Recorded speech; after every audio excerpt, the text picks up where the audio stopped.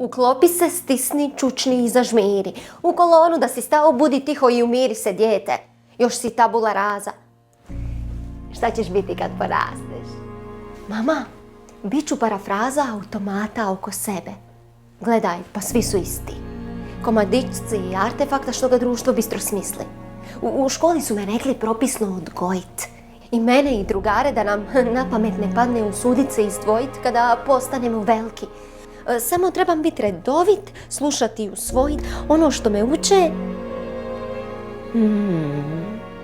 i što pogledam na telki. Socijalizacijom ću izgraditi pseudo-karakter. Moje stvarno ja će nestat, nalijepit ću mu flaster. Živjet ću za tuđe projicirane snove, za mamine, za tatine, za ujakove. Živjet ću u vakumu lažnog identiteta, u izbrisanoj razlici sebe i svijeta. Mislit ću da mislim svoje misli, živim svoja uvjerenja, da su moje želje moje, da moji snovi odavna postoje kao stvarnost. A najveća postaće bizarnost kad shvatim da vrijeme ne mogu da vratim. Da afirmirao sam kameleona u sebi i da ponovno mogu birat, sve to izabro ne bi. Hej, pa ja sam živio u obmani da znam što želim, gdje idem i kakav sam. A sve je bila utaja osobnog ja u zamjenu za ispunjena neka tuđa očekivanja.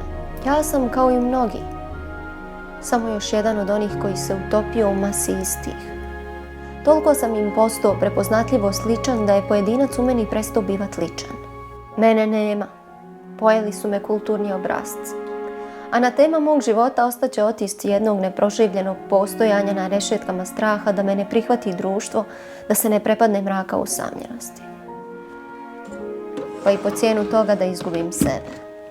Na kraju postao sam ko svi, baš takav, jednolično isti. Komadićak artefakta što ga društvo bistro smisli.